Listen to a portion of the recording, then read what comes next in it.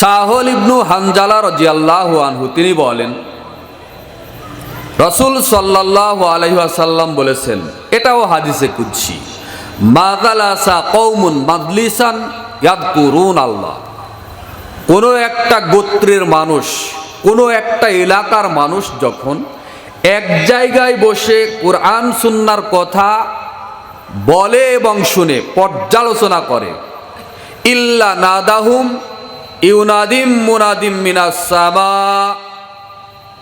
ওই এলাকার ওই দৃশ্যটা মহান আল্লাহ আসমান থেকে দেখেন, তার আরশ থেকে দেখেন।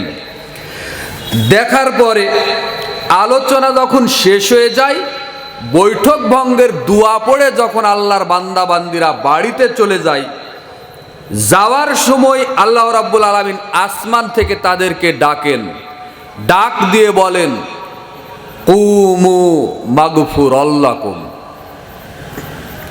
হে আমার বান্দারা, ওই যে চক্কানু প্রাইমারি মাঠে যে তোমরা আলোচনা শুনেছিলে, কোরআন হাদিসের আমার দিনের কথা শুনেছিলে, এবার তোমরা বাড়িতে চলে যাও, আমি আল্লাহ তোমাদেরকে ক্ষমা করে দিয়েছি। বলেন সুবহানাল্লাহ।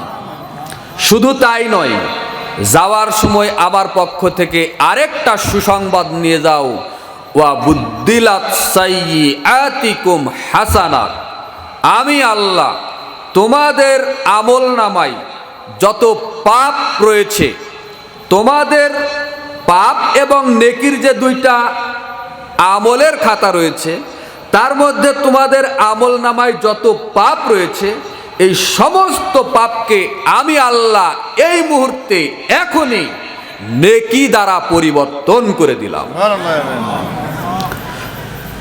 এই হাদিসটি পাওয়া যাবে তবারানি মুজামুল কাবির প্রথম খণ্ডের ভিতরে 639 নাম্বার হাদিস, 641 নাম্বার হাদিস। এই হাদিসটি আমলে সালেহ এই কিতাবের মধ্যে পাওয়া যাবে 840 নাম্বার হাদিস।